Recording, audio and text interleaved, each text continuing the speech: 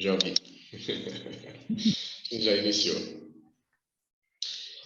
Então, mais uma vez, boa tarde a todos os presentes. Agradecer imensamente pela oportunidade, tanto à coordenação do curso quanto aos professores, a professora Cíntia, o professor John, pelo convite para que a gente pudesse conversar na tarde de hoje um pouquinho sobre essas práticas alternativas entre os povos indígenas e as relações e implicações que a gente tem com o nosso contexto socioambiental. E para isso, a gente vai passar de uma forma mais dinâmica, até, devido ao tempo, por algumas imagens, alguns trechinhos de uns vídeos, e algo a se colocar antes da gente iniciar é que as imagens, e isso para quem gosta de simbologias e também um pouco de semiótica, pode prestar atenção nas imagens, porque elas contêm uma narrativa que fica subjacente ao que a gente vai conversar. Então, de certa forma, elas se complementam e trazem uma riqueza plena de simbologia de tudo que a gente vai abordar, tanto na questão dos povos indígenas, quanto na questão do nosso atual contexto socioambiental. Então, eu vou iniciar partilhando aqui a tela. Professora Cíntia, gostaria de falar alguma coisa, por favor? Sim, por gentileza. Eu queria fazer as honras da casa, agradecendo sua disponibilidade para falar um pouco da sua experiência. O Fábio Guimowski, ele é mestrando do programa de pós-graduação em gestão ambiental, me orientando, e é escritor, é artista plástico, e vai trazer hoje um pouco da sua vivência de mundo dentro dessas questões envolvendo os conhecimentos tradicionais. As vivências do Fábio vão muito além do que a academia aqui tem tido a oportunidade de ter acesso a partir do mestrado dele. Então, espero que vocês possam interagir e aproveitar esse conhecimento do Fábio compartilhado conosco. Então, muito obrigada e agora passo a palavra a você, testa aí se está compartilhando. Muito obrigado, professora. Vamos então ver o nosso compartilhamento. Vamos colocar aqui a nossa tela.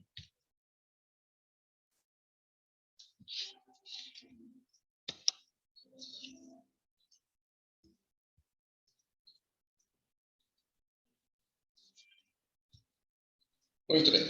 Acho que não está no modo apresentação. Agora já entrou no modo tela cheia. Aqui, já? Aqui não entrou ainda. Você pode parar o compartilhamento e compartilhar novamente, por gentileza? Vamos fazer novamente. Só um instante, estou admitindo as últimas pessoas. Ok.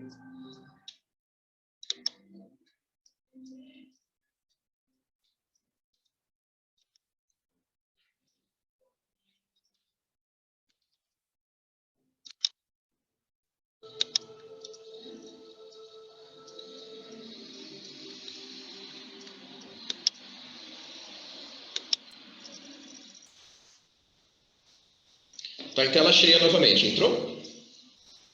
Não? Não. Você fica vendo a tela, não da apresentação, a tela intermediária. É a tela do PowerPoint mesmo.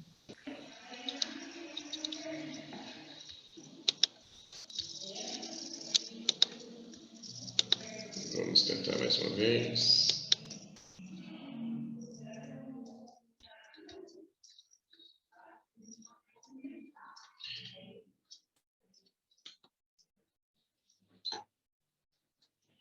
Então,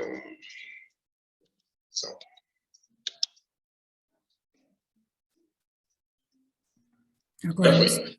Uhum.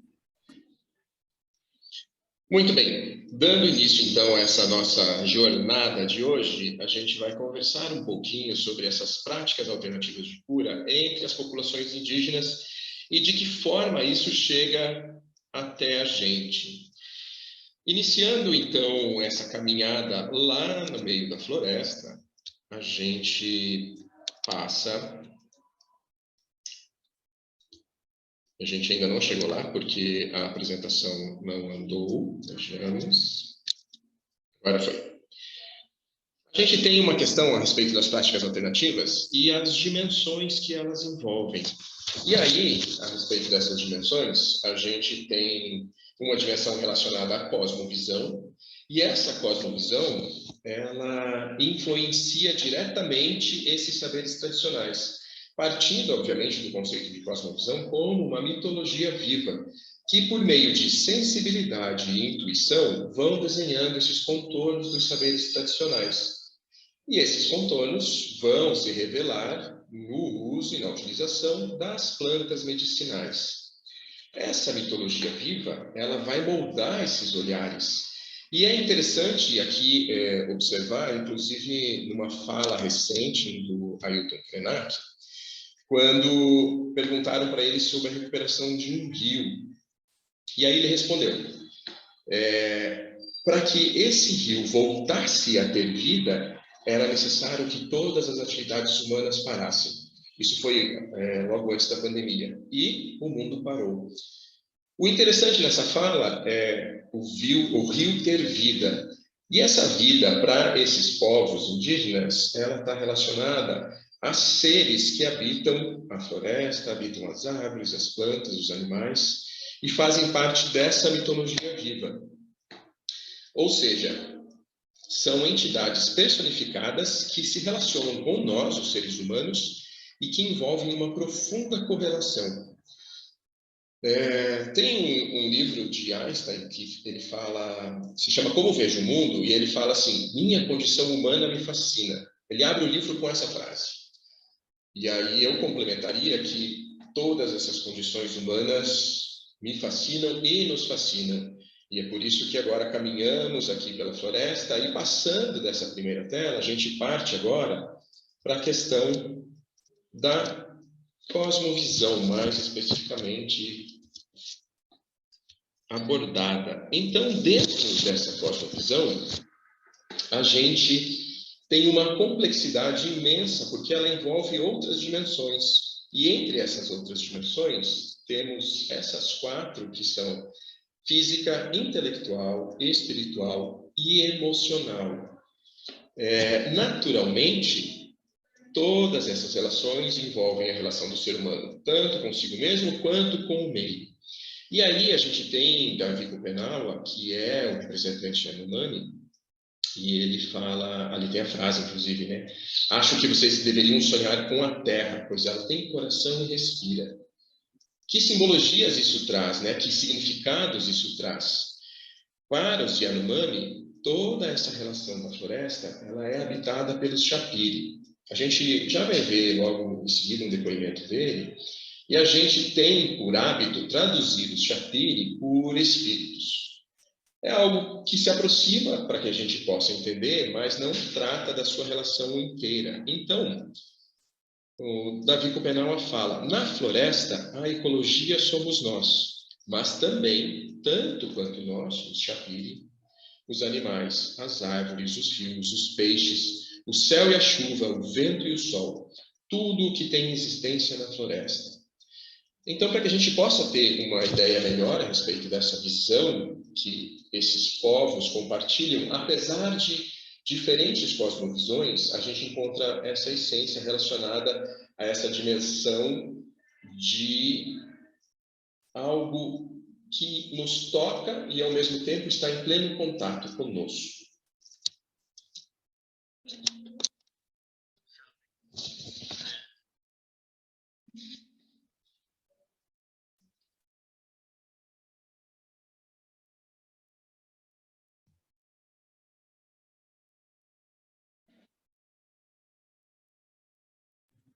Fábio? Fábio, não está saindo o Não está áudio saindo? do vídeo. Não saiu o vídeo, Cíntia? Não, o áudio não, só a gente vê o vídeo, Mas o áudio não. o áudio não. Bom, Acho que o eu, compartilhamento tem que ser direto do vídeo. eu vou... Aqui agora ele entrou no modo de compartilhamento específico aqui da tela, então eu vou pular essa questão do vídeo Tá, e a gente segue passa aqui, no final. e aí depois eu passo no final só o vídeo, tá? Então, após a questão da cosmovisão, a gente entra nos saberes tradicionais. E aqui é um questionamento para vocês. A gente tem a questão de saberes tradicionais, de tradição, mas será que eles estão sujeitos a um aperfeiçoamento, a uma atualização? Existe, a gente pode falar em evolução de saberes tradicionais, sendo que a gente tem essa experimentação prática que se repete? E aí fica, né, esse questionamento. O que a gente pode avançar um pouco é que esses conhecimentos acumulados por esses grupos sobre seus recursos naturais, eles são transmitidos de uma forma dinâmica, mutável e transgeracional. Essa palavra transgeracional a gente vai ver lá no final, quando a gente chegar no contexto socioambiental. E a gente encontra aqui, nessa passagem ao longo do tempo, desses saberes tradicionais dessa forma transgeracional. Uma interdependência na formação de paisagens culturais e na maneira como elas nos influenciam, tanto nesse aspecto simbólico, que explica a existência de uma floresta natureza, como a gente pode falar, e de uma floresta cultura, que dá significado a toda essa cosmovisão que faz com que esses saberes tradicionais se representem. Bom, e aí a gente chega às plantas medicinais. O que a gente tem como plantas medicinais e o que esses povos tratam nesse conhecimento que é trabalhado através da oralidade, aqui eu trouxe um exemplo prático para que vocês possam entender de que forma isso funciona. Então, por exemplo, aqui eu tenho uma serpente, é uma jararaca, e quando uma pessoa é picada, e isso não é algo incomum, nesse exemplo aqui a gente tem 3 plantas medicinais. Uma delas é usada para tratar a dor da picada, né, o veneno da cobra, a outra para diminuir o inchaço, e uma terceira para tratar a inflamação. Elas são combinadas, algumas são maceradas e colocadas na ferida, outras são feitas chás, e outras ainda são feitos banhos, são preparados banhos. Então, dificilmente você encontra o uso de uma planta isolada.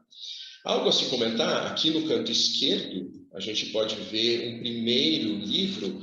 Esse livro aqui já é uma iniciativa da Secretaria de Saúde do Rio Grande do Sul, e eles tratam essas plantas medicinais dentro do contexto das farmácias vivas. Aí, algo que já foi adotado pelo SUS e começou, a gente teve um primeiro modelo lá no Ceará, em 1980. O que são essas farmácias vivas?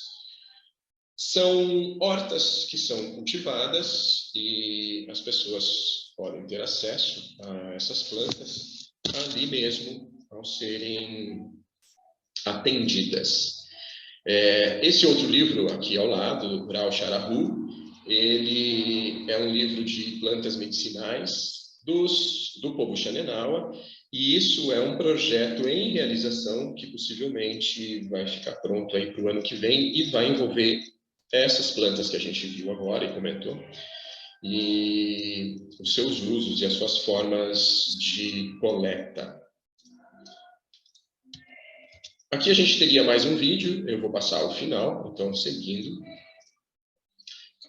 Essas práticas de cuidado, portanto, elas são integrais, porque tratam o ser humano no todo, relacionais, porque não se limitam somente ao sujeito, mas elas abrangem seus familiares e abrangem toda a relação dele, comportamento e o cotidiano e as rotinas, e são tratadas como um patrimônio cultural. E quem diz isso, né? Essa questão do patrimônio cultural? Em 1986, a ONU ela publicou um periódico chamado Nosso Futuro Comum, em que diz ser necessário incorporar essas sociedades que têm características de grupos tradicionais, incluindo o seu conhecimento tradicional. Então, esses saberes tradicionais, eles são repassados pela oralidade, através de gerações. Onde entra o papel acadêmico, o papel dos cientistas nessa questão, né, da oralidade? Então, com a preocupação, obviamente, com as taxas primeiro, de extinção das espécies, e segundo, com a taxa, com a extinção dos próprios saberes tradicionais, que são um elemento dessa biodiversidade. E aí a gente chega no nosso contexto socioambiental.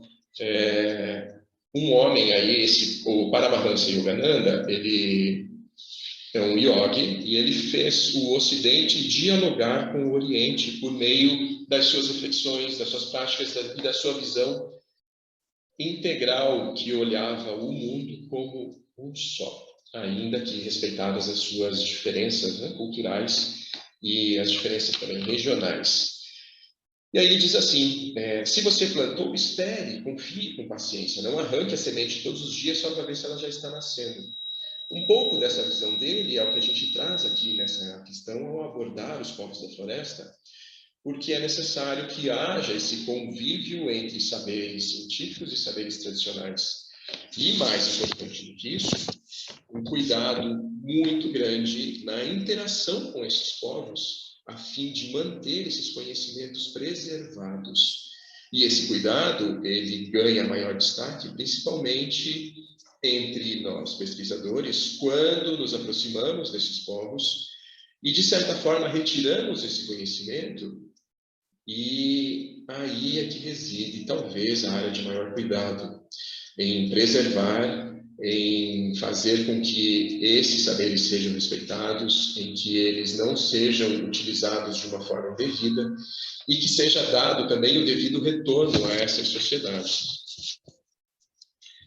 Aqui a gente tem um slide e ele faz um apanhado geral, e aqui a gente envolve uma questão histórica, então não se assustem com o tamanho dele, mas o principal ponto é a gente observar como a humanidade está partindo de uma racionalidade da civilização e caminhando para uma consciência ambiental mundial.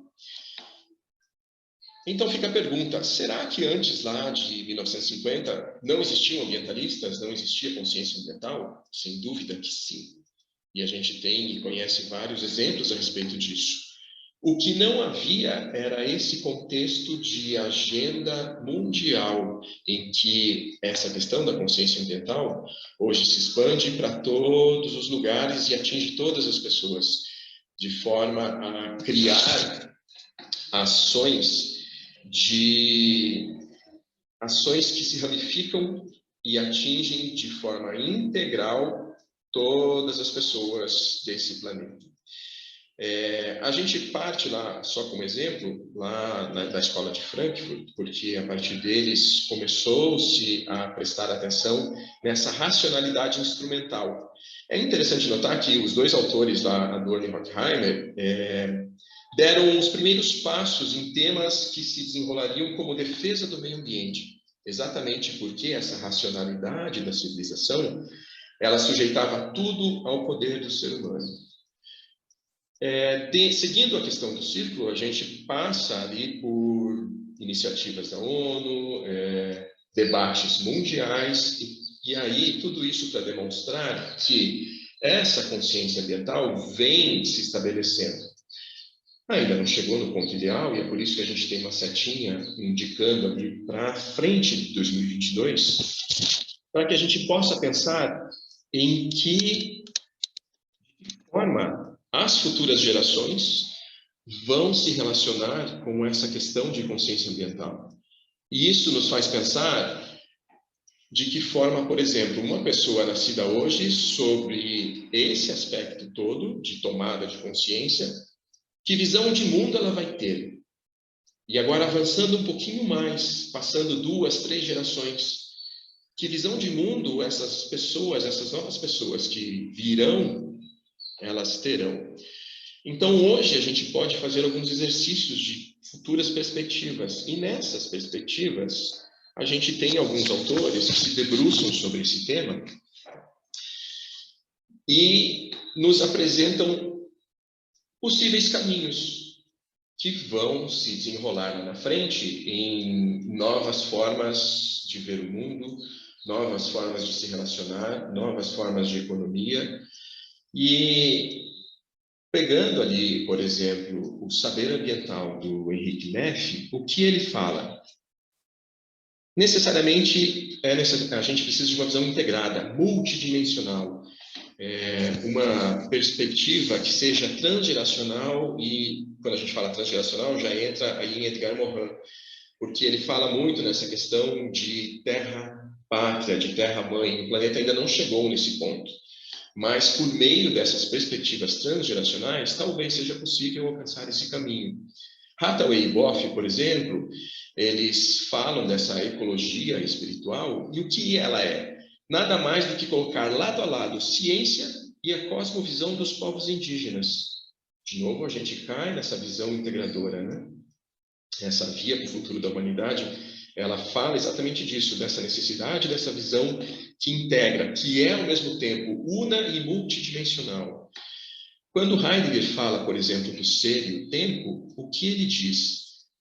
Que a gente deve estar no mundo e fazer parte desse, de forma a abranger em nossa visão a sua totalidade, porque ela é fundamental, tanto para nossa compreensão, quanto para compreender que existem partes, e todas essas partes vêm assim a formar esse todo. Um todo que não é fragmentado. A gente tem uma visão diferente. Multidimensional não é fragmentação. Esses autores todos concordam com o pensamento de que essas várias áreas de conhecimento, elas precisam dialogar entre si. A gente precisa prestar atenção nessas formas simbólicas de estar no mundo e nessas formas simbólicas que cada uma dessas formas traduz e usa para dialogar com as demais, como diz Clifford Geertz, por exemplo.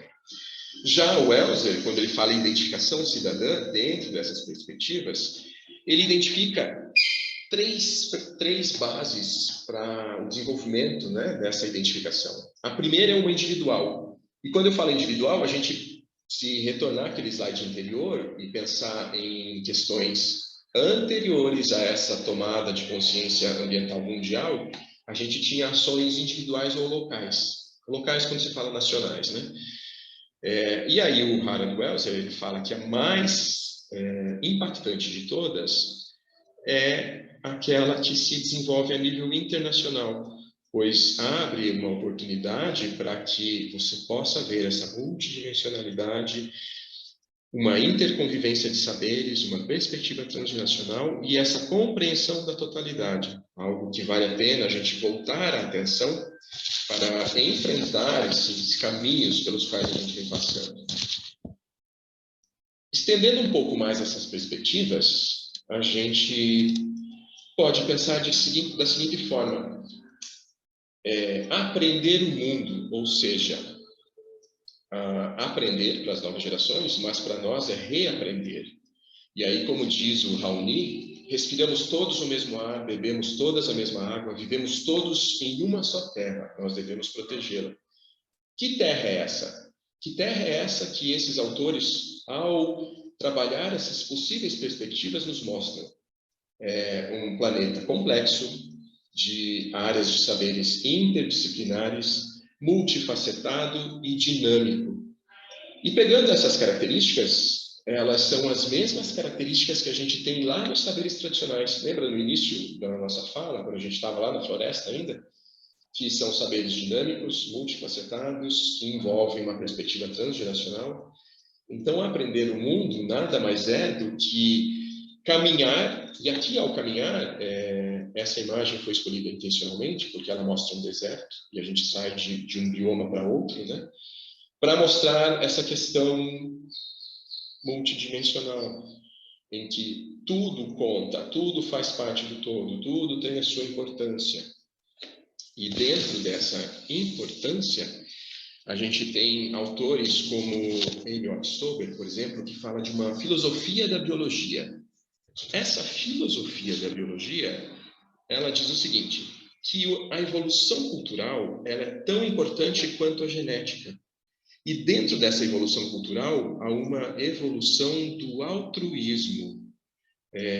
Então, que me perdoem aqueles que gostam do Richard Dawkins, por exemplo, que fala, o livro dele é sobre o gene do egoísmo, em que defende que essas ações são aquelas que fazem se prevalecer dentro da sociedade, da humanidade e da própria questão do meio.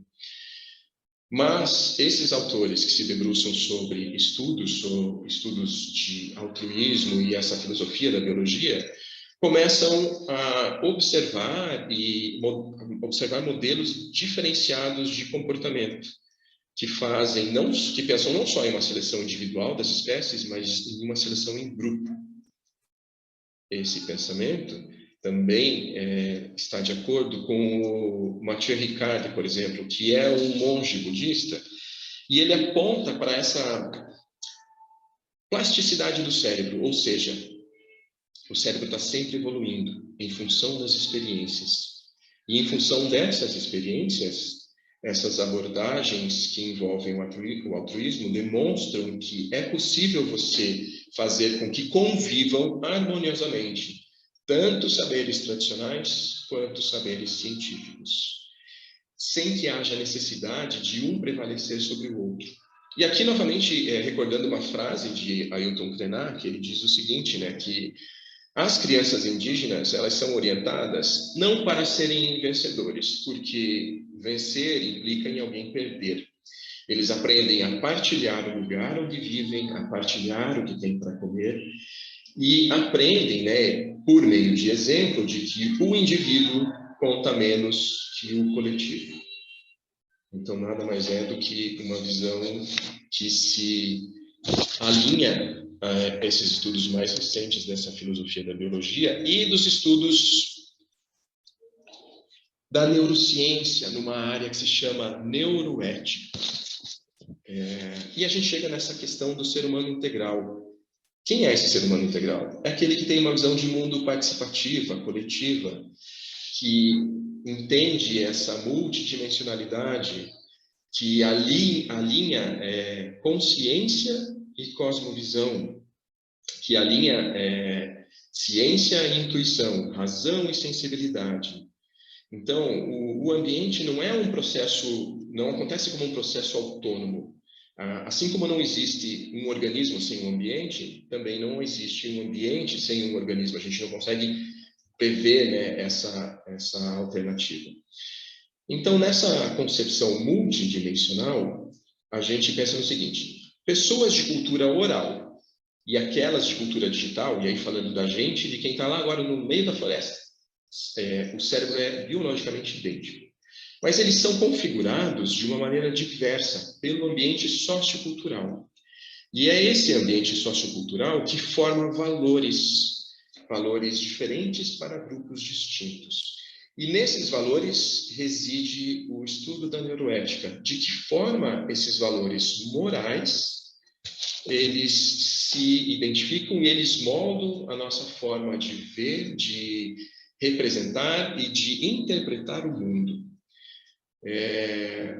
Lembrando agora essa questão de valores morais e essa questão do estudo com a neuroética, tem um pensamento de Gandhi que diz assim, aliás, esse pensamento, para quem gosta de estudos de inteligência emocional e mindfulness e esses estudos mais avançados, vai perceber que eles trazem a raiz desse pensamento de Gandhi, que diz assim: as nossas crenças se transformam em pensamentos, os pensamentos em palavras, e essas palavras vão se tornar ações que repetidamente, ao serem executadas, se tornam hábitos.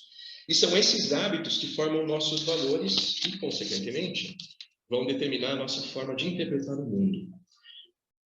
Então, esses estudos mais recentes a respeito desses valores morais e de que forma toda essa simbologia interfere na nossa forma de interpretar o mundo, ele está dentro do campo de estudo da neuroética. E aqui, colocado junto com o meio ambiente, e fazendo agora uma amarração desde lá do nosso primeiro passo, no início da floresta, até essa concepção multidimensional, a gente percebe que cada vez mais o ser humano caminha para uma visão de integração e de respeito ao ser, de respeito ao outro, de olhar para essa questão de agregar razão, intuição, sensibilidade, intelectualidade, de forma a desenvolver esses pensamentos e, possivelmente, estabelecer aquelas perspectivas que a gente viu que são possíveis caminhos para que nos tirem dessa crise em que nós mesmos nos colocamos,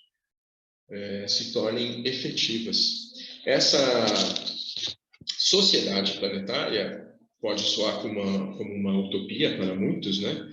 Mas eu diria que uma utopia maior é esse mito do desenvolvimento, do qual as sociedades, aquele que diz, né, que as sociedades que se industrializam alcançam o bem-estar, reduzem desigualdades, facilitam os indivíduos o máximo de felicidade, ou seja, talvez o maior mito resida nesse ponto. Um mito de que um desenvolvimento em que é necessário se sacrificar tudo por ele, definitivamente não é um caminho a ser seguido. Enquanto caminhamos em direção a essa sociedade planetária, essa sociedade de nações, a essa terra, pátria, terra-mãe, como dizem esses autores, cabe a cada um de nós olhar para dentro de si, buscar essas visões e pensar que quanto mais indivíduos estiverem buscando essa consciência ambiental, maiores chances a gente vai ter de transformar isso em políticas públicas, em políticas nacionais e em políticas internacionais. Eu vou deixar disponível depois para vocês essa apresentação. Aqui ao final a gente tem os livros todos que foram citados.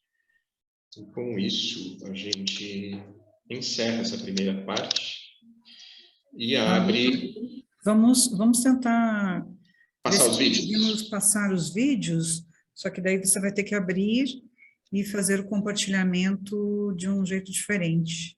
Sim, eu vou abrir aqui os vídeos. Eu vou abrir o playerzinho, deixar os dois vídeos prontos, eu compartilho a tela só do player, para que a gente possa... Isso. Só um instante, então, por favor.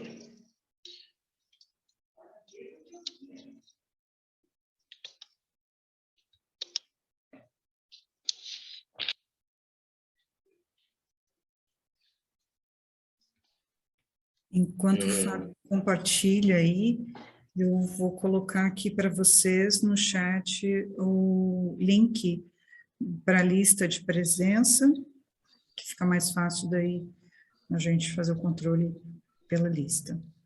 Só um instante.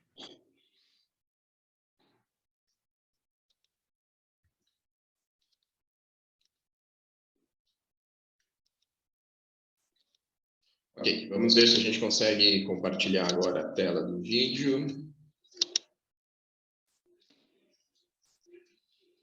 Entrou no primeiro vídeo? Estão vendo? A gente está vendo, agora solta o play aí para a gente ver se vai ouvir.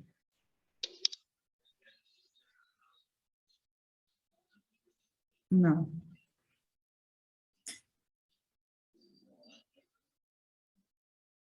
Acho que você consegue aumentar mais o som?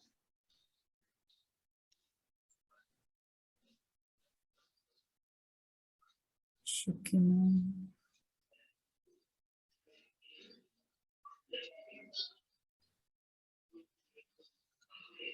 Está bem baixinho.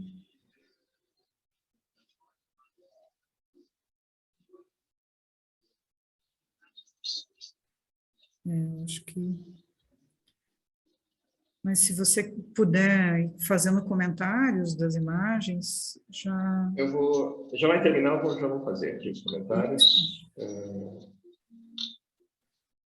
Bom, esse é o pajé do Abusan, ele é metade Xanenal, a metade Buniquim, em função do casamento dos pais. E ele tem 16 anos de formação como pajé, apesar de ter iniciado isso já jovem, com 12 anos. Hoje ele está com 46.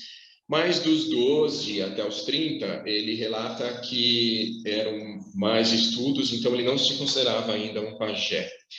Essa aplicação que ele está fazendo agora, nos olhos do Busan, ele se chama Banitsitsi.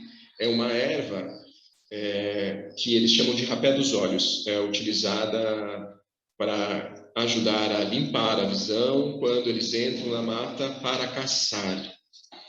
E agora a gente vai ver o vídeo seguinte, que é o Davi Kopenawa falando sobre a questão dos Chapiri, aquele comentário que eu fiz a respeito de Chapiri, espíritos, né, esses seres da floresta.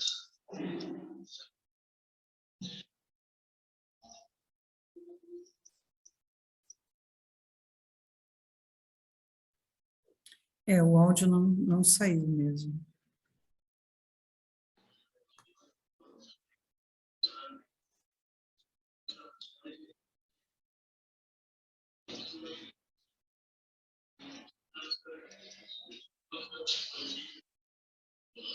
O áudio está muito ruim? Não dá para ouvir, Fábio. Tá. Mas a sugestão até do colega aqui é que a gente coloque esse vídeo, o link direto aqui no chat e as pessoas podem depois assistir. Mas você pode comentar a respeito da fala. Eu vou colocar os dois links dos vídeos dos quais foram extraídos esse trechinho, tá? Comentando ali a questão do Davi Kopenawa, então o que ele diz? Os Chapiri são seres vivos, atuantes, em pleno contato com eles. Então tem os Chapiris da montanha, das árvores, das plantas, dos animais. E quando eles precisam fazer uma cura, quando eles precisam buscar determinada planta medicinal, é por meio da conversa com esse Chapiri e do olhar para o paciente, que eles vão ter a intuição de qual erva buscar e de qual planta procurar a fim de fazer o tratamento. A gente tem, então, uma imensidão de plantas dentro desse universo deles, né? E encontra aplicações para todo tipo de situação que vocês possam imaginar.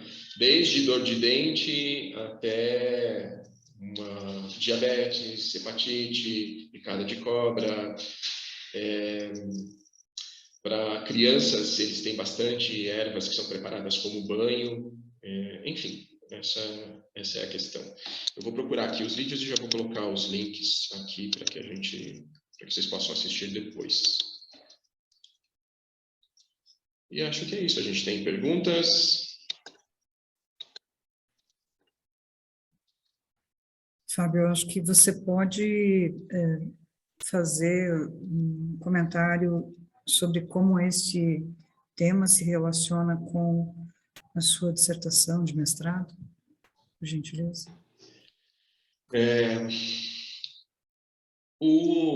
Essa apresentação de hoje, ela mostra uma jornada, né, em que a gente parte lá do início da floresta, investigando essas cosmovisões que se desenrolam nos saberes tradicionais e que moldam comportamentos, formas de ação.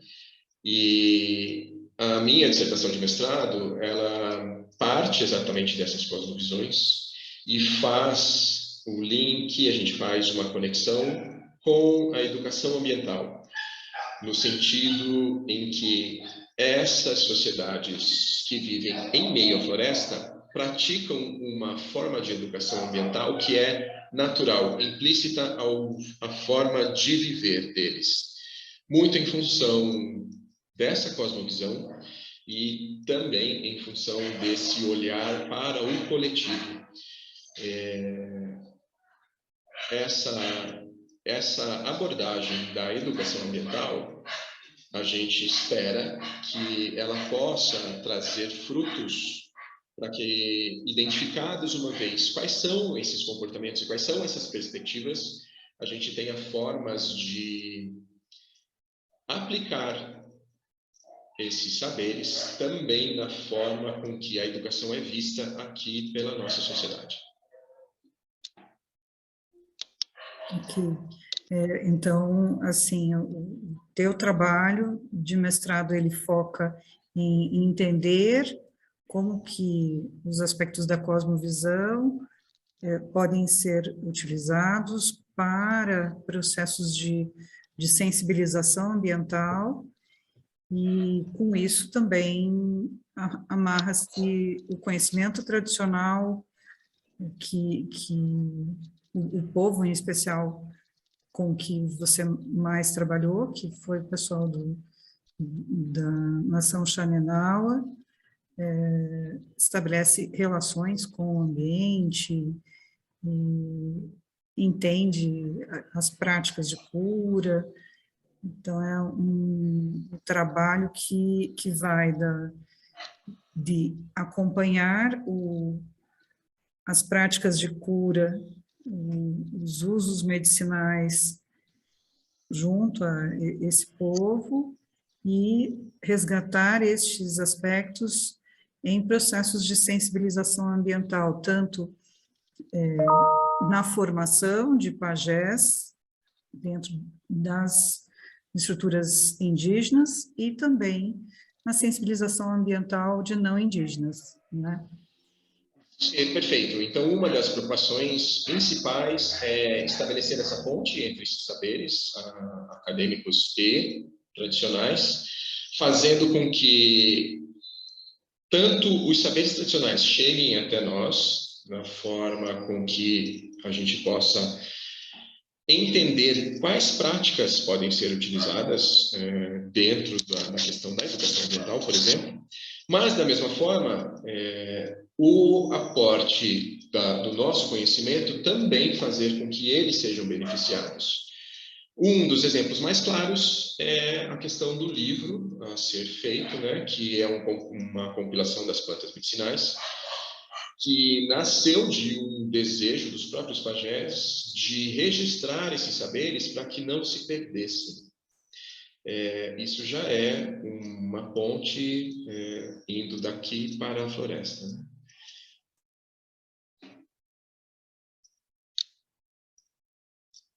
Os 2 vídeos já estão colocados no chat, e aí ali são os vídeos completos, né? Então, a gente tinha um trechinho de 1 minuto cada, ali vocês podem ter a visão integral do material.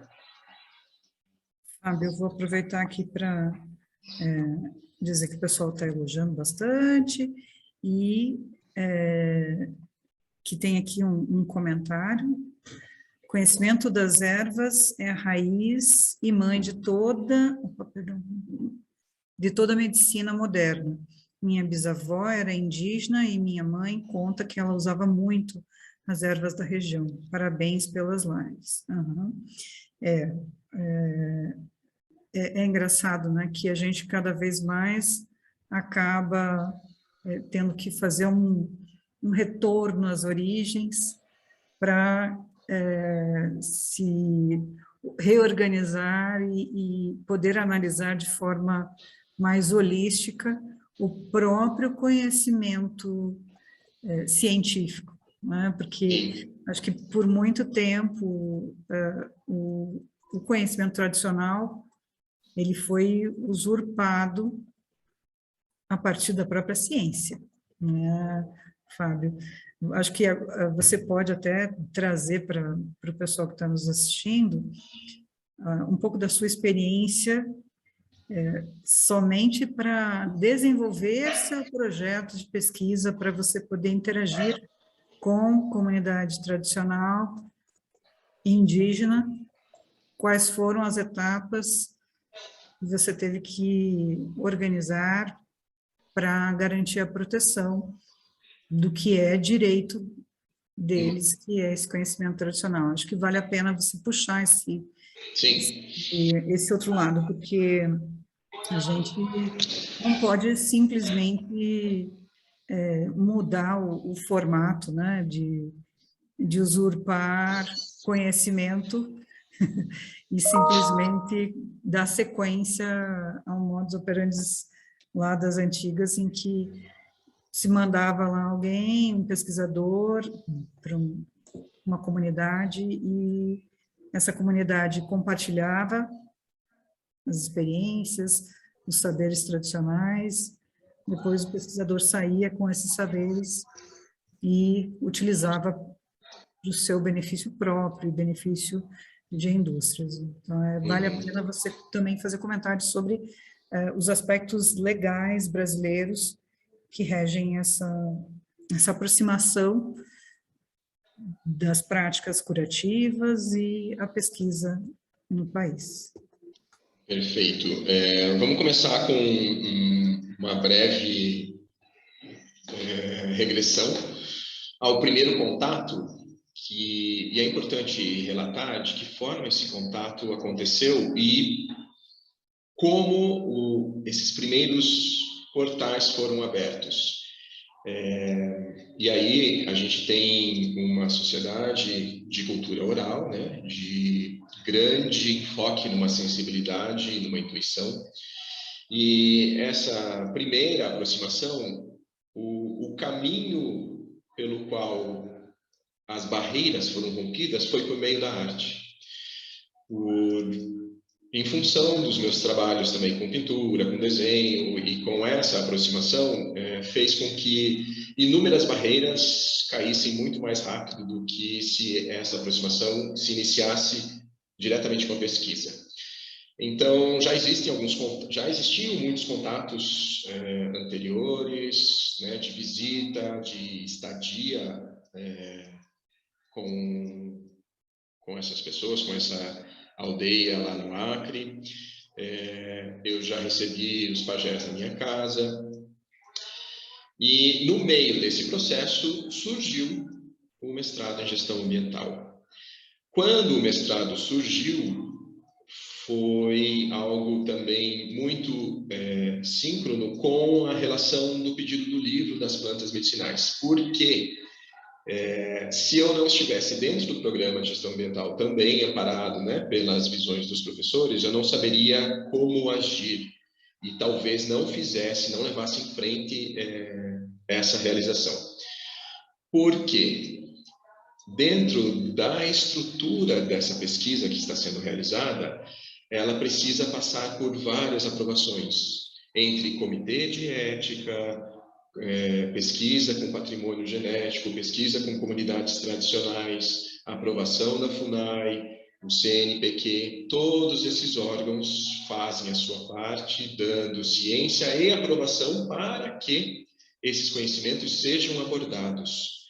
Ainda assim, isso faz com que a gente tenha uma segurança maior na forma de trabalhar e de expor esses conhecimentos, retirá-los da floresta e trazê-los, né, para a nossa sociedade.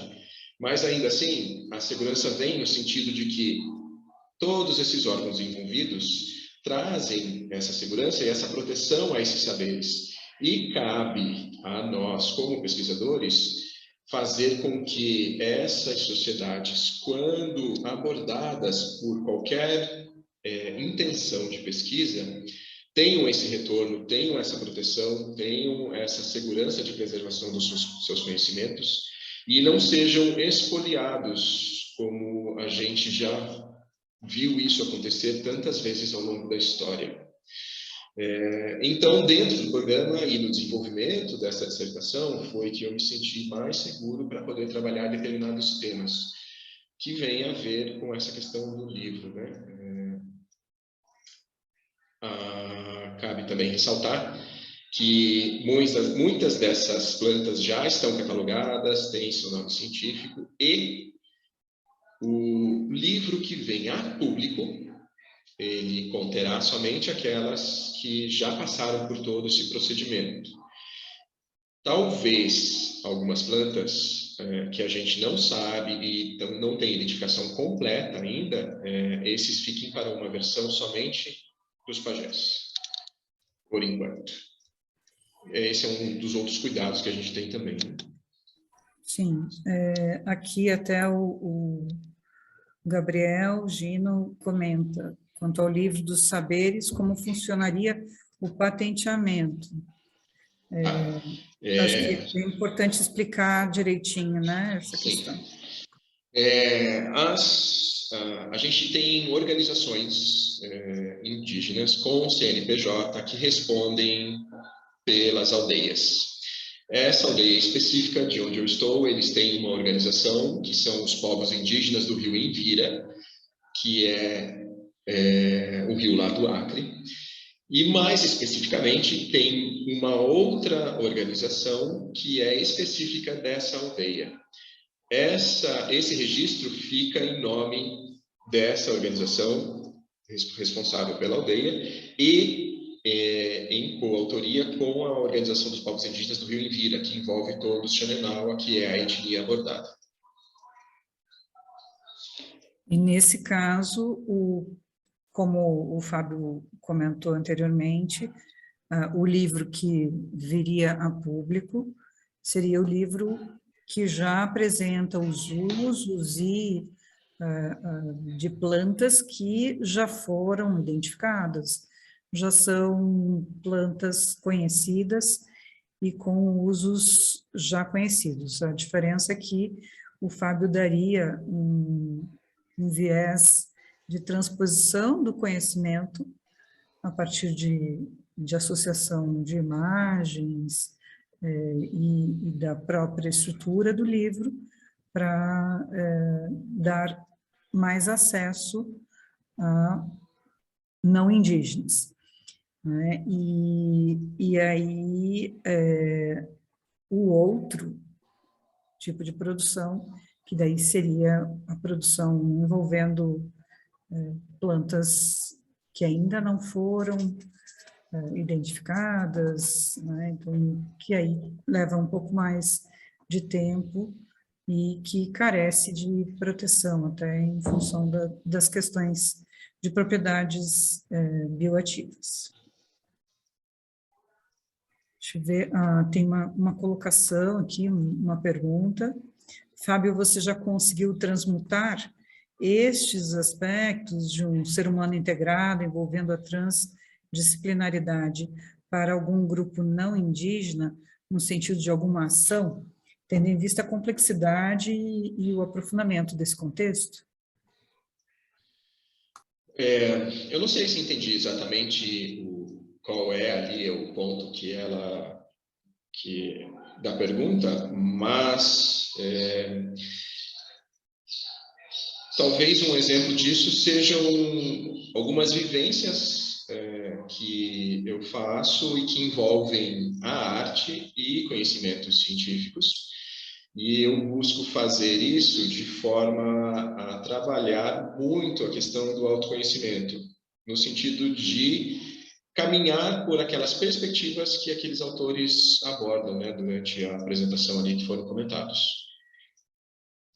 Um exemplo disso seriam os trabalhos que envolvem diretamente o fazer, o ato de realizar uma peça trabalhando com questões de sensibilização, que envolvem ao mesmo tempo razão e intuição. A gente foi acostumado ao longo do tempo a fazer uma separação, né, e pensar em questão de lado direito, lado esquerdo do cérebro, e ainda pululam aí pela internet as questões de desenhando com o lado direito do cérebro e essas questões todas. E que não tem uma relação direta, né? A gente tem sempre os dois hemisférios trabalhando juntos, a gente tem razão, intuição e sensibilidade trabalhando em conjunto, uma hora proeminência de uma área, outra hora proeminência de outra, mas sempre em conjunto. Então, não existe um lado em que você tem somente razão, um lado em que você tem somente intuição. Acredito que talvez a pergunta seja no sentido de pensar em ações que envolvem tanto a educação, e aí falo educação no nível geral, envolvendo também a educação ambiental, porque todos somos alunos e professores a todo instante, trocando eventualmente de posição a cada momento, a cada conversa, a cada vez que paramos para ouvir ou falamos com alguém. Anabel, você quer complementar a sua pergunta? Foi a Anabel. Pode abrir o áudio. Não, tá ótimo, já foi mais ou menos isso que o Fábio entendeu mesmo, desses dessas experiências, dessas vivências que ele tem com, né, com o grupo indígena, que ele consegue transmutar isso para outros públicos nos trabalhos que ele realiza. Respondido. Obrigada, Fábio. Obrigada. Deixa eu fazer mais um comentário aqui. Emanuele Silveira comenta: essa busca pelos conhecimentos naturais também pode ser vista hoje no conhecimento das PANCs, plantas alimentícias não convencionais. Existem muitos parques ecológicos que fazem o cultivo dessa farmácia natural. Fábio, quer comentar? Vou só achar uma anotação aqui que eu tenho. A gente tem sobre as plantas alimentares não convencionais, eu não tenho conhecimento suficiente para abordar, mas o que eu posso dizer é que a gente tem a Política Nacional de Práticas Integrativas e Complementares, e tem também as diretrizes das plantas medicinais e fitoterapia no SUS. Então, na medida em que o nosso sistema de saúde começa a se apropriar também desses saberes, respeitando o local de origem deles e fazendo com que, criando a oportunidade para que mais pessoas tenham acesso a esses saberes, a esses conhecimentos, eu acredito que entra nessa questão também dessas plantas alimentares não convencionais e que essas práticas tendem a se desenvolver cada vez mais, uma vez que essa consciência vem se ampliando, ainda que a passos lentos, né? Sim, e assim um comentário, né, que cada vez mais o que a gente se aproxima desse conhecimento tradicional, seja de ribeirinhos, indígenas, remanescentes quilombolas, as punks, elas vêm junto, né? É natural a gente acabar tendo contato com este outro mundo, né, de plantas que os antepassados, nossos antepassados já usavam em seu dia a dia, e por algum motivo isso parece que ficou um pouquinho de lado e agora retorna com força total. Tem vários pesquisadores que trabalham, inclusive, com financiamento de grandes empresas para difundir os conhecimentos das plantas alimentícias não convencionais. E assim, pensando no nosso país, né, como enorme, com biomas completamente distintos, a gente tem ali características da Caatinga, da Amazônia, do Cerrado, dos Pampas, que vão dar digitais completamente autênticas para essas regiões.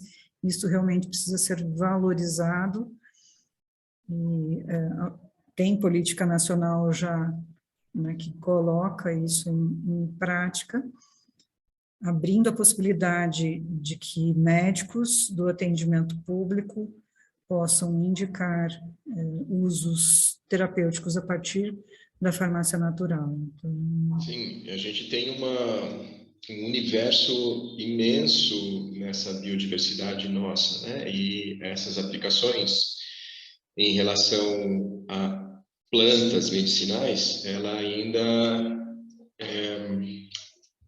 está caminhando, como eu falei, né, a passos lentos. Isso tem muito a crescer e tem muito ainda a ser descoberto. E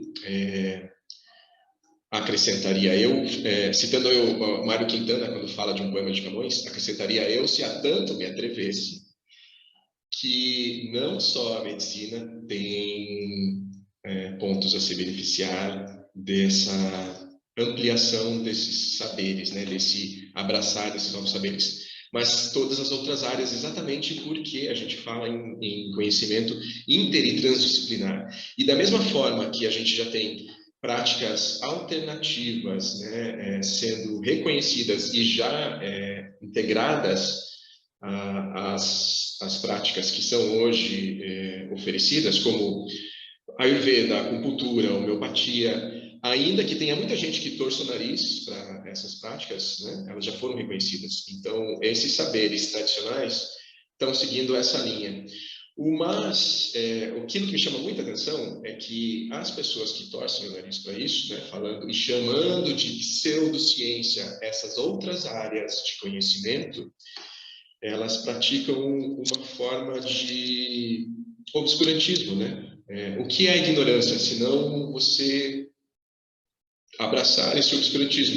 E na medida em que a gente se abre para todas essas possíveis perspectivas, cada vez mais percebe essa inter-relação estreita entre as áreas de saberes, entre essa multidimensionalidade que esses autores tanto falam, tanto abordam, e são extremamente necessárias para que a gente pense nas futuras gerações, em como elas vão tratar o meio ambiente, né? E fazemos, assim, votos de que caminhe para algo muito diferente do que a gente realizou aí nesse século.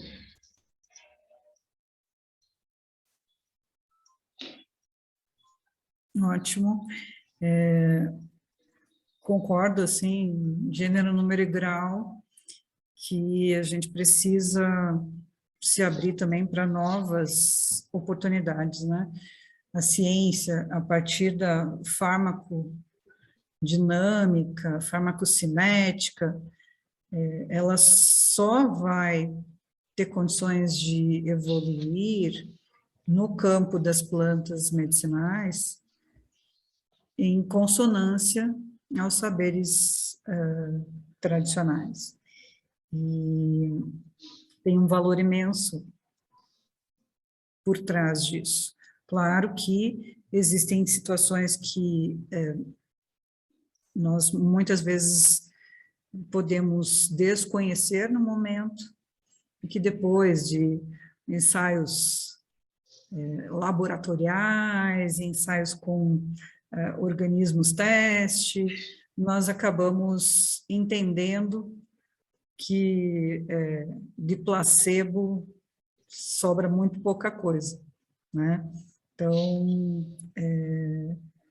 nunca me esqueço, até puxando aí um gancho com a palestra anterior, que falou dos medicamentos como contaminantes, a gente brincava aqui no programa dizendo que vários problemas de saúde estavam focados na água, na contaminação da água, que a gente não conseguia identificar. E aí, estudos científicos posteriores passaram a demonstrar que há, né, todo um residual na água de rios, na água que bebemos, que pode influenciar respostas de saúde. E aí, provado, né, por ensaios com organismos específicos. E a mesma questão quando a gente trata das práticas alternativas de cura, que são, às vezes, colocadas em xeque e ditas como sendo charlatanismo, né, por alguns que realmente desconhecem a evolução do conhecimento, né? Bom, aqui o Gabriel tocou num ponto-chave. Eu sei que a gente já está com o nosso tempo na estica, mas eu vou fazer questão de falar sobre esse teu comentário, Gabriel. O livro será escrito também na língua nativa dos indígenas. O Fábio está, inclusive, já, né, com vários treinos de aprender a língua nativa, então ele já está se cuidando para esse caminho poder ser trilhado, mesmo porque a gente estava um dia, né, Fábio, comentando sobre um filme que foi muito interessante. Os indígenas abriram as portas da comunidade para um pesquisador que chegou lá, pesquisou, aí depois uma outra cena mostra os indígenas olhando, recebendo a tese de presente, né? Veio pelo correio, daí eles olham, folheiam, e tipo, e aí, né? Porque não conseguem entender essa transposição do conhecimento realmente falhou. E acho que um dos pontos que a gente pensa, né, com a pesquisa do Fábio é justamente não falhar nesse contexto, né, Fábio? Sim. É até engraçado você lembrar desse episódio, porque eles receberam a tese em francês, nem em português foi. Enfim, o livro sim será escrito na língua nativa também, porque é fundamental que isso aconteça. Os mais novos, eles são alfabetizados, né, tanto em português quanto na língua nativa, mas a gente percebe uma maior utilização do português no dia a dia entre os mais novos. Então, é de extrema importância que esses materiais sejam também registrados na língua nativa, porque essas línguas estão em extinção.